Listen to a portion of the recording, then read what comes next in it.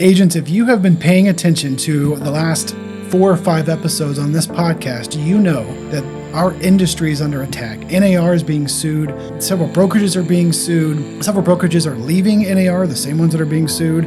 Even all this different turmoil in the market, and we're moving into our slowest season. And if there was ever a time that you needed to cultivate a strong mindset, it is now. We are going to face these challenges over the next couple of weeks, months, and possibly even years. So if you have been contemplating leaving the business or growing your business or any sort of doubt about your place in the business, this episode is for you because you need to strengthen your mindset to help overcome these challenges. This is the How to Real Estate Podcast. We are your hosts. I'm Kyle Lindsay, and this is Jeremy Smith. Jeremy, I know that mindset is one of your favorite topics. It absolutely is, man. It absolutely is. And I never knew how important mindset was. So I'm going to tell a little story here. So I got into real estate back in 2003, and then I failed miserably in SoCal during that time. Like, I was okay. I did okay. I think I made like 6 figures. My first year did okay. Market crashed. My business crashed with it. Lost everything. So moved out to Texas, and in 2015 said, let's try this again. Almost 10 years later. At the time, I was working a full-time job, and my wife was a stay-at-home mom. I was the only one bringing in income, had 4 kids. And I was just like, hey, let me try real estate again and eventually leave this job. So I got into some coaching. And the very first thing that they talked about in this coaching was mindset. And I'm like, what the hell? Like, yeah, we've all been there. It's like, bro, man, I want to sell houses. Why are you talking to me about my mindset? Yeah, dude, I didn't expect that, right? I was like, what the fuck? Like, tell me how to like convert. Like, right. I want to know where to go and get buyers and sellers and how to convert them and do that a lot, right? Yes. So that's why I'm here, And so this guy starts off with this mindset stuff. And I remember part of the beginning of the course, setting the ground rules. He's like, hey, if you're reading personal development books, I need you to stop for the next 90 days as you go through this boot camp. No personal development books. And I remember sitting there on my bed and thinking, what the hell's a personal development book? Like, I had no clue, right? So I knew what personal development was, I guess, but I didn't really, had not been exposed to that world, right? I was just working in the corporate world and, just going in, doing my job day in and day out and trying to rise up the ladder. But development was all inside of the organization, but it really wasn't mindset stuff, right? It wasn't really skill set stuff. It was more like who you know, how you developed, right? So I got introduced to this mindset thing. And probably about a year later, I reflected back on where I was then compared to where I was when I started and what mindset had done for me. And I absolutely started some personal development books too, and what that did for my mindset and how far I had come. And so for you guys that don't know, my first year as a real estate agent for the second time, I closed 41 transactions with a full-time job. And I can honestly say that if it wasn't for that mindset portion of the training, there's absolutely no way I could have done that. Yeah, for everyone listening right now and potentially about to shut us off because who needs to hear more about this fluffy mindset BS that doesn't actually help anyone? We are not mindset gurus. We are not here to, change, reframe how you think or any of this other stuff or sell any seminars. We are real estate agents who know practically that if your mindset is not 100% spot on, you will fail. Yeah. The market is too tough. Our job is too hard for you to have a weak mindset and succeed. Yeah, absolutely. And one of the reasons why, man, is because it's a loop, right? It's a loop. We have a thought. That thought creates an emotion.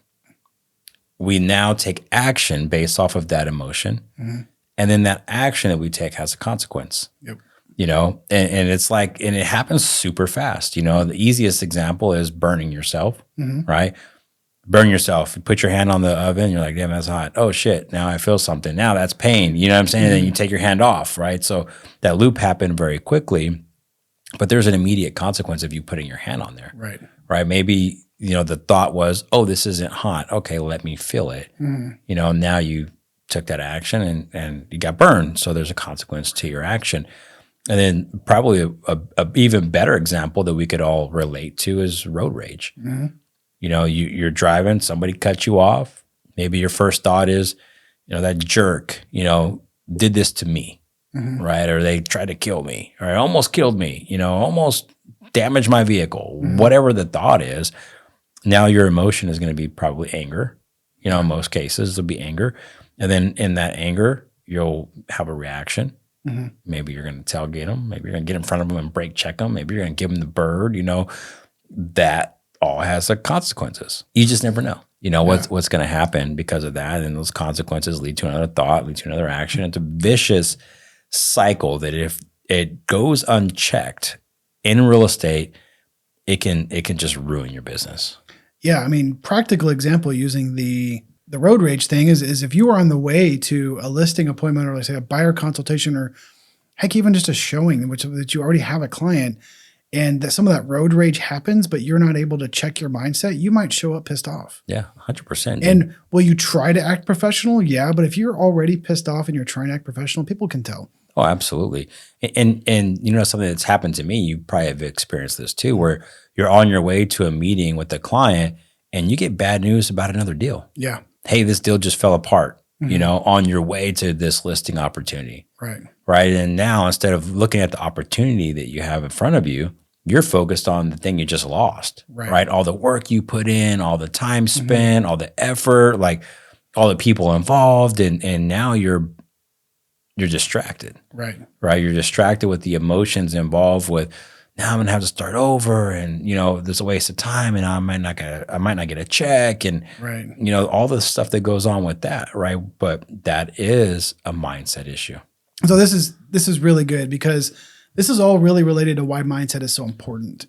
You know, and as we talk about that, you know, why is it so important right now? Like, why do agents really need to think about this? You know, I think it's important in all aspects of our life, especially when things are hard, because mindset is really your foundation and your compass, right? It's kind of what you revert to, right? So in times of stress or hardship, you're going to revert to the weakest point of your mindset, right? So if you get stressed easily, if you have negative thoughts easily, any sort of bad thing that you perceive that was bad didn't go your way, right? That's going to elicit those negative thoughts, right? Or those fearful thoughts. And so it's important to be able to control that, or at least be aware of it, right? And then have the right mindset, right? One thing I really love is like a mindset of learning, right? So if your mind is focused on learning, now everything in your life becomes an opportunity to learn. Yep. Right. So one thing that I learned was, and I just learned this recently, it's helped me tremendously, is what is the opportunity in this moment? Yeah. What is the opportunity? And that's mindset, right? That's a thought that I choose to think, that sometimes I have to fight off other thoughts, right? I have to fight off those negative thoughts when I feel them, or, you know that they're there. It's okay, well, hold on. Yeah, I'm mad, but what's the opportunity? For those of you guys that don't know, none of you do until I'm about to tell you. This is our second time recording this episode. All right, so we recorded the episode and the camera shut off. Didn't realize it shut off. It shut off much earlier than we thought it had. It was a disaster. We talked for almost 20 minutes without realizing the camera was off. I know. So this is take 2. It's better, by the way. But that's where I really had to go with my mind, because I was struggling the narrow-mindedness of what's going on with the camera. Right. And so Kyle even said, hey, fix your mindset on your camera. Right. So I'm glad you said that, because it helped me, because I was like, okay, check. Yeah, my mindset, where's the opportunity here? Yeah, there were some words that we would have had to bleep out if we were still recording. Yeah, no, this is fantastic, because it leads me to a question that I think a lot of people probably need to hear asked and hear answered. Is your mindset set, or can it be learned? Can I change my mindset, or am I just born with the mindset that I was born with? Yeah, fantastic question. So it certainly can be changed. You know, that's the beauty about our brains. You know, our brains are so freaking magnificent. Just there's nothing that our brains can do. You know, there's a quote that says, "Hey, if you can believe it, then you can achieve it." Mm-hmm. And that is so freaking true. So yeah, absolutely, your mindset can be changed. Mm-hmm. You can grow it. You can deteriorate in it. Like it's just like muscles. Yeah. Like you can go work out and get super jacked, and then you can stop working out and get fat again. Yeah. You know, it's just the way that it works. It's the same thing with your brain. We can have a very strong mindset, and then we can digress. Yeah. And then we can bring it back. You know, that's what I love about it. It's all a choice. Yeah. And, you know, and today we're talking about specifically more or less about overcoming challenges, but there's so much to mindset and how deep it can go about limiting beliefs and all sorts of things that we're not really going to get into today. But man, if you are stuck somewhere, it is 100% to do with your mindset. Yeah. If you have told yourself you can't learn technology, or you can't learn AI, or there's no way I could close 40 deals a year, that is all mindset. And one of the things Jeremy loves to say, which I love to hear, is hey, there's someone out there right now doing what you wanted to do. They're achieving your dream. Yeah. Why not you? Exactly. And the answer to that question is it's your mindset. You don't believe you can. Mm-hmm. So I love that analogy, especially the process here of thoughts create emotions, emotions create actions, actions create consequences, which then go back to thoughts. And at somewhere in that cycle, when you catch yourself spiraling downwards into negative thought, negative emotions, and negative mindset, you got to be able to catch yourself. And that's where working your brain and your mindset like a muscle, it's all about the questions you can ask yourself and be honest with yourself and answer. Yeah. And I think when we really drill down on mindset, it comes down to beliefs. What do you truly believe about yourself and about the situation you're in? And how can you change those beliefs if they're not where you want them to be? Right. In our first session of the recording that got lost, Jeremy was talking about, situations that can cause a negative mindset. The car example is one, obviously road rage. But man, talk more about the one that you brought up before about prospecting, because that was a good one. That was a really good one. Yeah. Yeah. So I've actually had to struggle with this, because prospecting is tough. Yeah. And a lot of times we're prospecting and we're just facing rejection. Yeah. By the way, if you love prospecting and getting told no all the time, hit us up in the comments. Let us know, because we'd love to talk to you and find out why. Yeah. You've got an awesome mindset. Yeah, for sure. Or you've got issues. Yeah. One of the two, but we still want to talk to you. Yeah. So, we all know prospecting involves a lot of rejection, and a lot of times we tend to take rejection personally. Mm-hmm. We'll say, hey, you know what? In our minds, that person doesn't want to do business with me because of the way I talk, or because of the way I look, or because of the words I said, or the way I said the words that I said. Like, there's all kinds of stories that we tell ourselves that convince ourselves that we're the issue, that we're the issue. So what's absolutely the truth is that the people that we're out there prospecting with, or two, they don't know us and they really don't care about us. No. They don't. Yeah, they're not bringing us up at dinner night. Like, you'll never believe who I got cold called by. Exactly. They don't, man. As soon as it's done, it's done. They're moved on to the next thing in their life. And so what's important to know and wrap our brains around is that we're inserting ourselves into people's lives no matter where they're at in their life. Like, we have no clue, right? No clue. We make that phone call. For us, where we're at in our life, we're at prospecting time, right? These people could have just found out that their car is broke and it's going to cost $5,000 to fix it, and they don't have the money. They could have just found out that their kid's in trouble at school, or there's bills to be paid and their check bounced, they got laid off, they lost a family member, they're going through a relationship split. Like, who knows, man? Just there's all kinds of situations that we can enter into unknowingly when we're doing our prospecting. So what I've learned is to tell myself the truth. These people aren't objecting to me. Right. They're objecting to the process. And if they treat me badly on the phone, it's not me. It's whatever they're going through. Like, I'm the one who inserted myself into their life at this moment of time. Therefore, the best thing that I can do is handle it well and continue to follow up.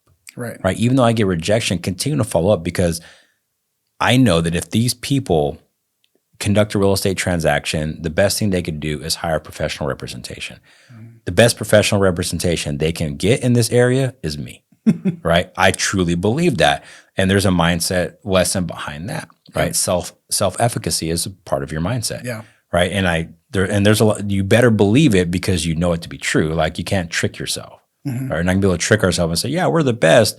And we know that we don't know our contracts. We know we don't know how to negotiate. We know we've never done this before. Like you can't trick yourself. You know, we all know deep inside what the truth is. So living in that truth is going to help you with that positive mindset, you know, and just understand that, hey, when you get rejected by somebody, it's not you, it's really them.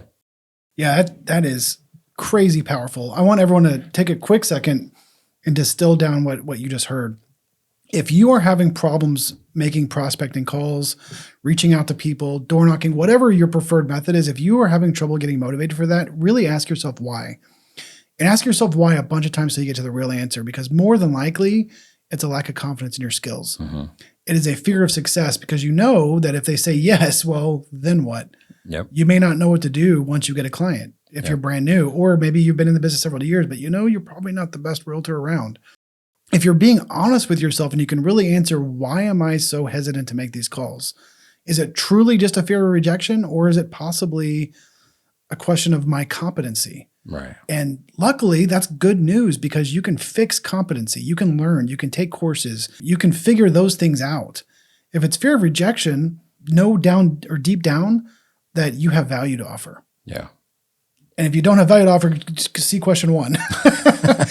So that is step 1. Yeah, so that is fantastic advice. And I know you have a good story. I don't want to let this go super long on this one part here, but I know you have a great story about someone who treated you terribly and then ended up becoming a client later. Spoiler alert. Oh, yeah. Yeah. I'll tell the story real quick. So I had just started in real estate and budget was probably zero, you know, and I had kind of splurged and printed out a bunch of postcards that I created a market update for. Mm-hmm. Put a market update on these postcards, printed them out, and went through my neighborhood, handing them out. I was knocking on people's doors unless they had no soliciting sign. Mm-hmm. And then I would just leave the flyer like on their front door, right? With the no soliciting sign. Still left that thing there. So I'm out doing this. It's like an afternoon and I get home, I look at my phone and I've got a voicemail. And I'm like, hell yeah. Like this paid off fast. Like well, I'm pumped, man. I'm super stoked. My mindset was in the right place. Man. Already cashing that check in his mind. Dude, in the bank, bro. In the bank. I was like, okay, that's one. Need to get into the next one, right? So, you know, I just figured that that's what it was going to be. So I checked my voicemail and it was not that. It was the exact opposite. It was a lady who was like, you came to my house and left your trash on my door. I've got a no soliciting sign. Don't leave your shit on my door. And man, she's just reaming me out, bro. Reaming me out. And my first thought was, this lady's mean, you know, and it was about me. You know, I'm like, oh, it's about me. You know, what's going on? But she was in the neighborhood that I wanted to be my farm area, the neighborhood where I live. So I'm like, well, I got to do something, right? So I called her back and I left her a voicemail. She didn't answer my call. And I just apologized. Hey, I'm sorry. You know, I didn't mean to upset you. You know, I didn't realize that I couldn't leave it at your door with a no soliciting sign. That was the truth, but I won't do that again. You know, just apologize profusely to her and then let it go. So I never heard back from her. A couple of years later, I have a voicemail and I'm like, yes, it's a listing. Like I was super excited again. And I checked the voicemail and it was ladies like, hey, I live in the neighborhood. I would like for you to come by. I need to sell my house. So when I got the address from her and looked it up, it was that lady. Mm-hmm. It was that lady who had cussed me out a couple of years prior.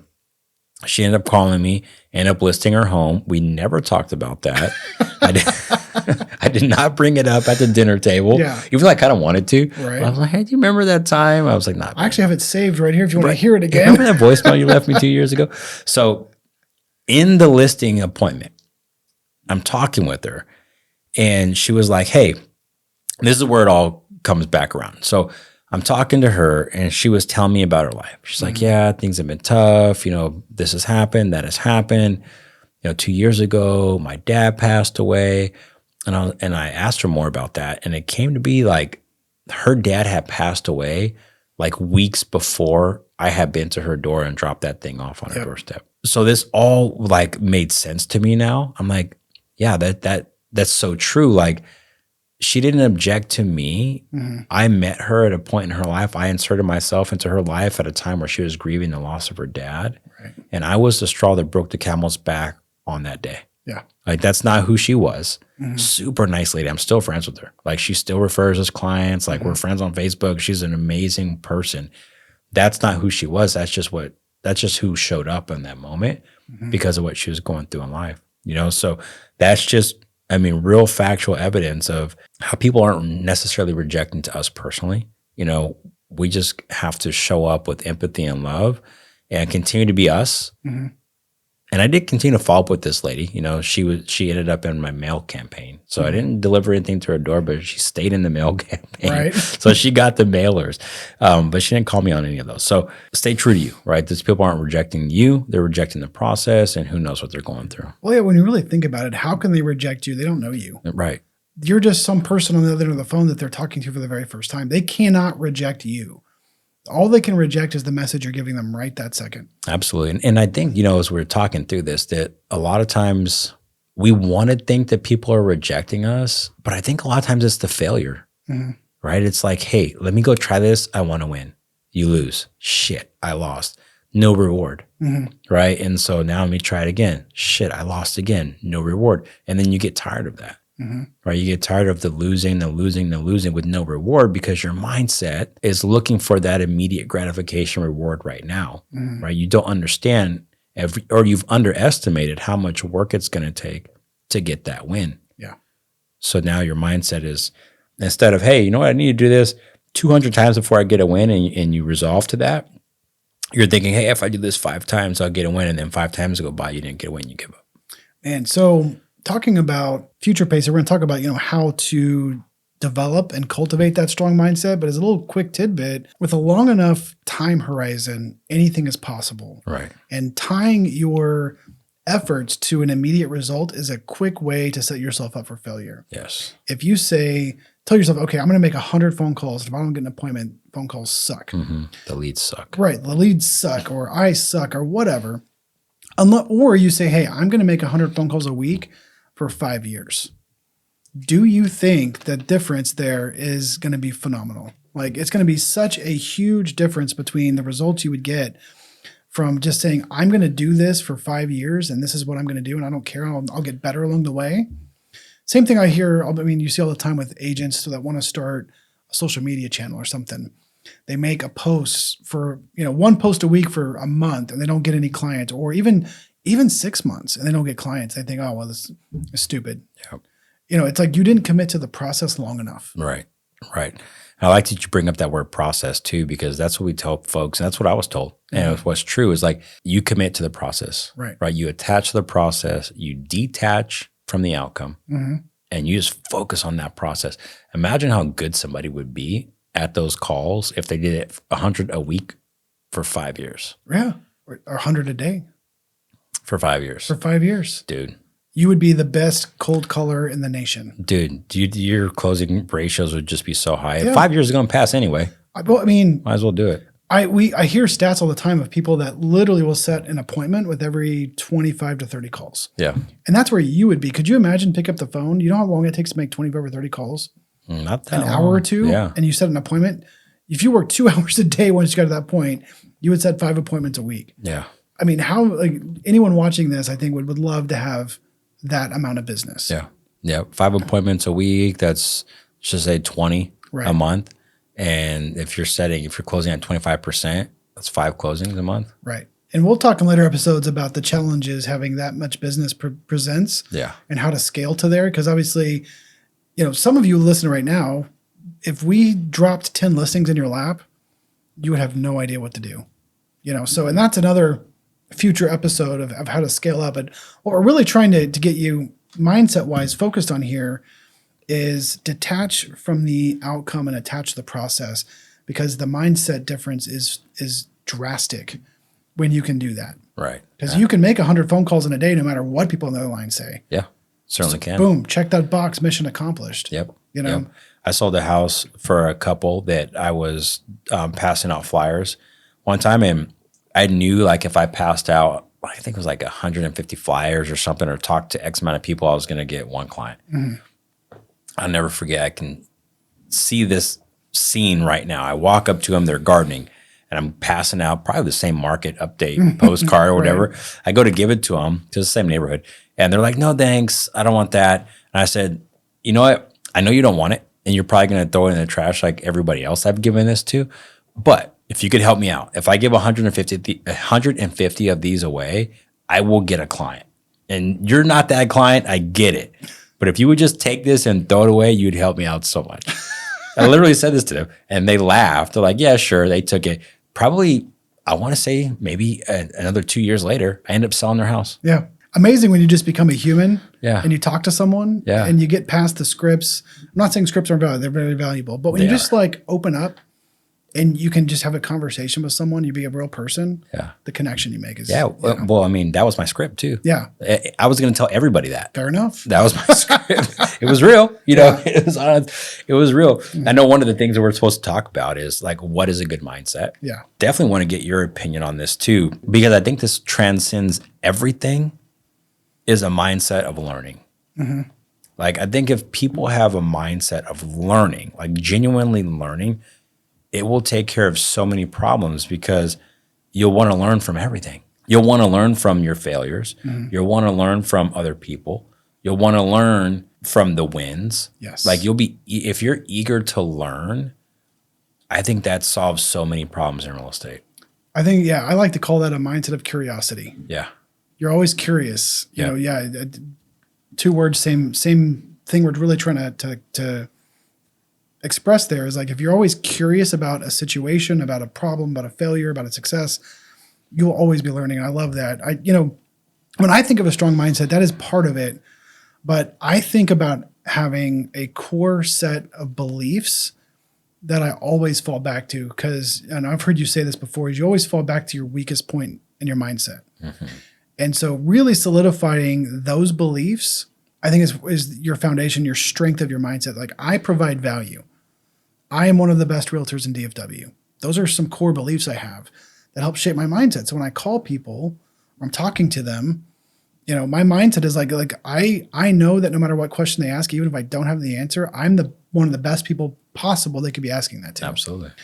And so I'm not scared to share that knowledge. I'm not scared to call them and offer value and things like that. All of that really ties back into itself, though. I mean, when you really think about having a good, strong mindset is not being closed off to the possibility of learning, being curious, and having those core beliefs about who you are and what you represent, so that you don't fall in those traps of, I'm a piece of crap because I got rejected 8 times today or whatever, or I made 3 phone calls and no one picked up. I must be a total loser. You can fall back on who you are and your beliefs to not fall back in that negative mindset trap.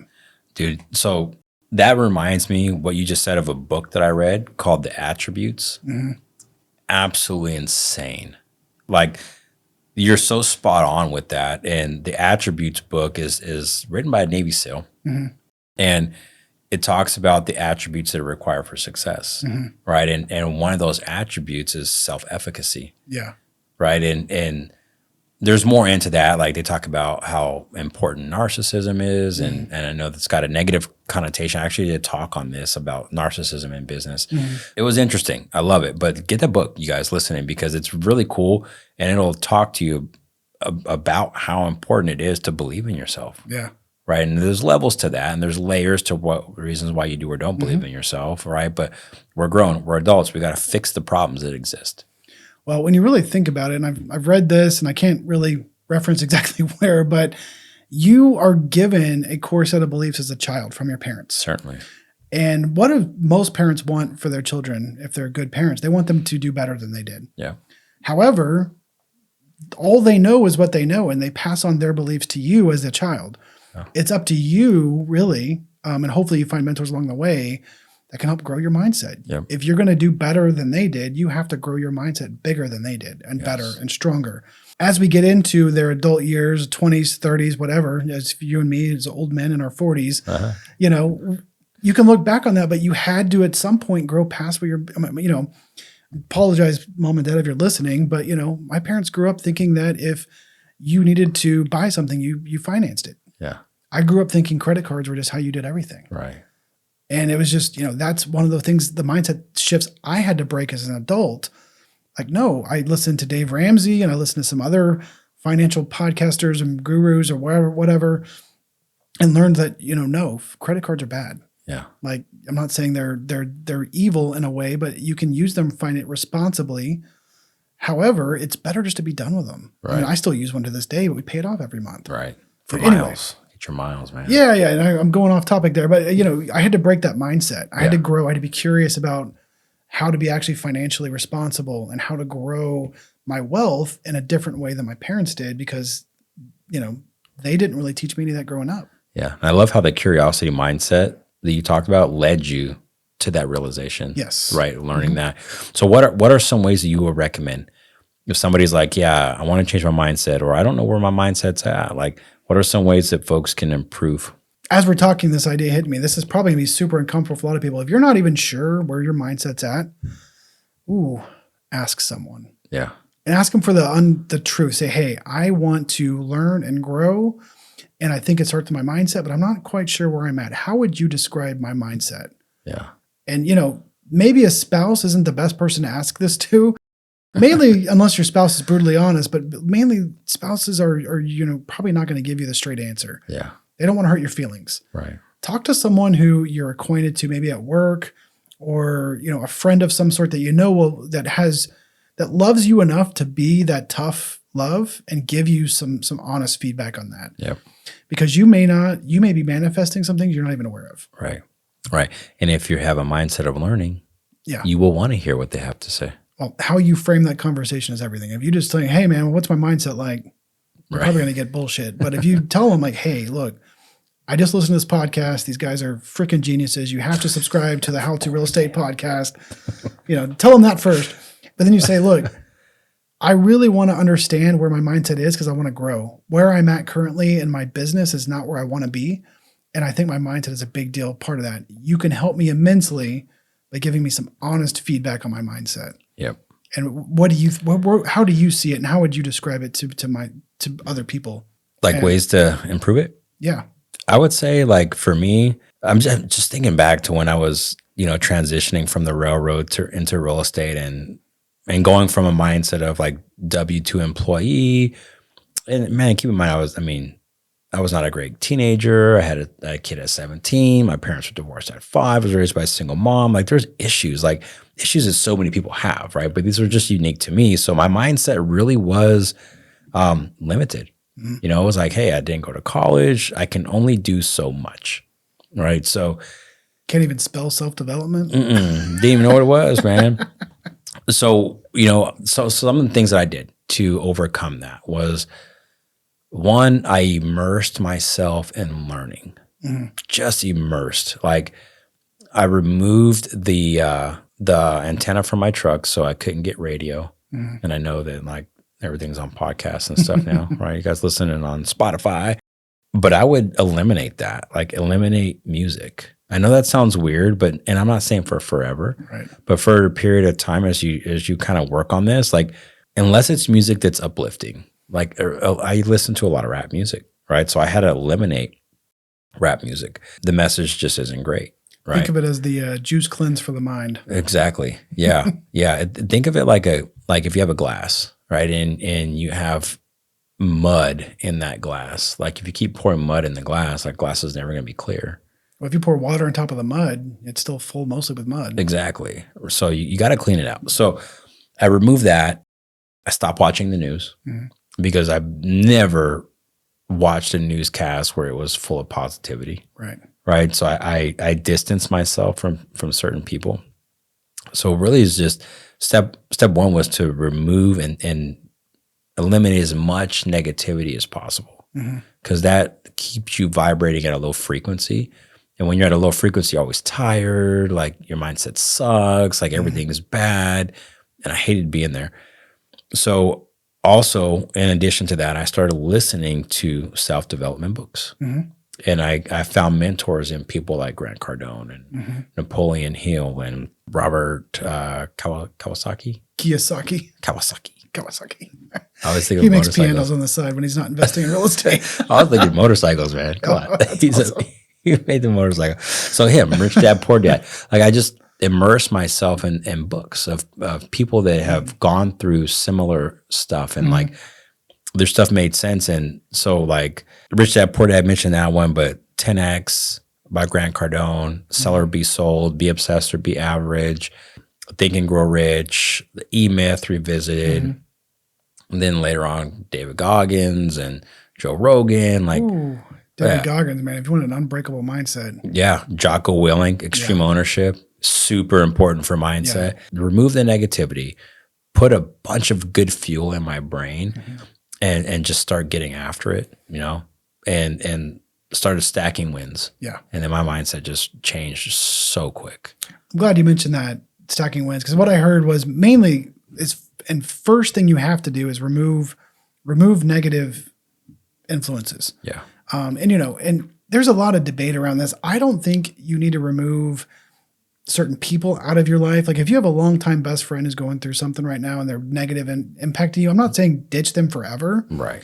But there might be a season where you need to remove them so you can work on yourself so you can help them later. Yep. Or you have an in-law or a family member or someone you can't really remove from your life. There's a lot of people who are like, just ditch them, get rid of them. I don't think that's right. I think you need to develop your mindset so you can be a positive influence on them. Certainly. There is definitely, though, science that backs up the fact that who you surround yourself with most of the time is who you become. Yeah. And if you don't have that great group, like you're talking about, I think this is where all these books, these podcasts, these audio books come in super handy. You can find mentors who you're not shaking hands with, but you listen to and you feed your brain. So I love that. But what I really like, I want to expand on, is stacking wins. And this doesn't mean big wins. Right. I think, you know, if you're really depending on how far down you are in your mindset, I think one of the first things that you do is examine where you are and be real honest about that. Right.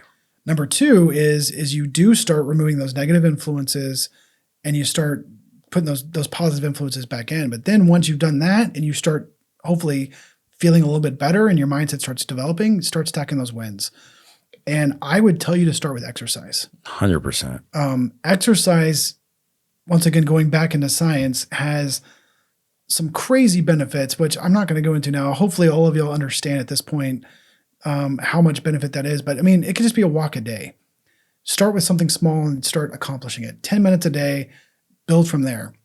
Maybe you just want to go back and start lifting again.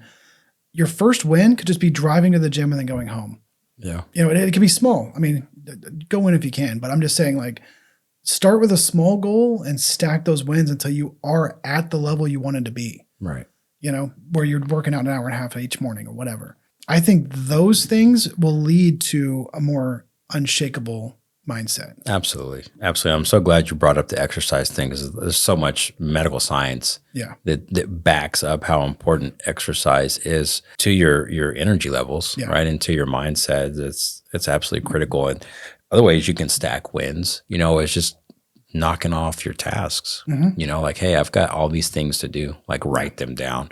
I've been doing this for years, but I just did it the other day on my whiteboard where there was just stuff around the house, you know, stuff around the house that needed to get done, trim trees and replace this and call the person for that. And putting it up there on the whiteboard and seeing it every day helped me to keep it top of mind. And man, there was things that I had neglected for weeks. And then when I wrote them down, I had everything done within 2 or 3 days. Yeah. Just having it there in front of me. And then I felt better. You know, those things are done. Garage is clean, sprinklers are fixed, like everything is done on that list. When you do that, if you're trying to accomplish something, some small task, especially business related, find a group. Yeah. There is more science involved that says if you can accomplish a shared goal with a group, you form a bond with that group, which will naturally improve your mood. Yeah. Now, this is more mood based, but it can help your mindset as well. Yeah. That positive feedback loop will help your mindset. You can all support each other as things get hard. So in real estate, what does that really mean? Well, if you're a solo agent, try to reach out inside your brokerage and find a few accountability partners. 3, 4, 5, form a small group. You guys can feed off each other. If not, find a team. This is why I think the future of real estate is in teams, is because it is hard to be a solo agent in this current market. It really is. If you're not on a good team, you know, find one. They're not all built the same as you go forward. And Something else we didn't really talk about, but find a good why. Yeah. Mindset can be hard. Yeah. It certainly can. I'm thinking about that Be Obsessed or Be Average book. Yeah. And I really like that because I think, at least for me, it gave me, I guess, some freedoms, because like we hear, obsession is a bad thing, and it can be, about the wrong thing. Right. But there's some people that are very successful, and they talk about how being obsessed about what you're doing, being obsessed about being great at that is okay. And for me, that was like freedom. Was like, okay, cool. So now I can have this learning mindset and be obsessed with success in real estate. So everything I do and everything I think about, like in the morning, real estate, afternoon, night, real estate, like I'm getting better and better and better. And did that have a negative impact on my life? No, right. It did not. Like, this is what I do. This is my life. It's my lifestyle. It's not a 9 to 5, right? Where I wake up, go to work, do my duties, come home, and I'm done until the next day. No, this is my life. This is what my family's involved in. Like my wife's involved, my daughter's involved, everybody's involved. This is our life. It's okay. It's okay for us to be obsessed. There's no such thing as work-life balance. It's integration. And we've done that pretty well, on integrating our family into the business. So there's no substitute for the right mindset. 100%. To tie it all back together from the beginning, if you want to achieve anything in any industry, your mindset has to be right. Yeah. If your mindset sucks and you're constantly a downer and nothing is going to ever work because it's too hard or no one will want to do it, and all you spew is negativity, you're never going to succeed. Yeah. I mean, it would be like hitting the lotto. Yeah. So what are some red flags, like for those that are still listening, like what are some red flags to look out for to know if they or somebody that they are around has a negative mindset? I think first and foremost, someone you're around, if you dread picking up the phone when they call you. Yeah. Could be negative, Nan. Yes. Or, and on the flip side, I guess, if you have a hard time getting people to pick up your phone calls, I mean, it might be your mindset. Yeah, it could be. It definitely could be. Some things that we see is definitely negative talk. Yeah. Right. Some folks have a problem for every solution. A reason why nothing can work. Yes. Always complaining. Yeah. Complaining about this, never taking responsibility. Right. Everybody else and everything else is the problem. It's never them. Right. And there's those people that are uncoachable. If you're in a class with somebody and that person's always pushing back or, just isn't learning. Right. Even if they're in the class and you're all getting the same instruction and they're not learning, but you are, chances are they're not learning because their mindset's not focused on learning. And it's going to be focused on something probably negative. Yeah, 100%. So I think there's a lot of ways to see when somebody's negative, and be careful too, because negativity is so heavy. It will pull a positive person down way faster than a positive person can ever lift up a negative one. Yep. So avoid it. Yeah, 100%. Avoid it at all costs. Work on your mindset, get some books, get into self-development, be around other people that are motivated and inspired to be honest with you, to push you, get exercise, take risks, learn all you can, stack wins, look for opportunities in the losses. Don't take things personal. Know that folks are going through life and you're entering their life wherever they're at. They're not rejecting you. They're rejecting the process. Be a light in their life. Continue to shine. Continue to follow up with them. Continue to work and master your craft. Know without a shadow of a doubt that you are the best option for buyers and sellers in your marketplace, and things will turn around for you. You will see the success that you're looking for, and you will inspire, motivate, and lift up other people around you. Guys, this is the How to Real Estate Podcast. I want you guys to succeed despite the odds. We've got a 90 days to real estate greatness system that I want to share with you guys. So the links will be below. You can look in the comments or in the show notes for a link to claim your access to the 90 days to real estate greatness. In 90 days, if you follow this system, you are going to be much further along the road than you are now. You'll grow so much. Your mindset will be great. You'll know exactly what to do day in and day out to guarantee success in your real estate career. Thank you guys so much for watching. We'll see you on the next one. Peace. Later.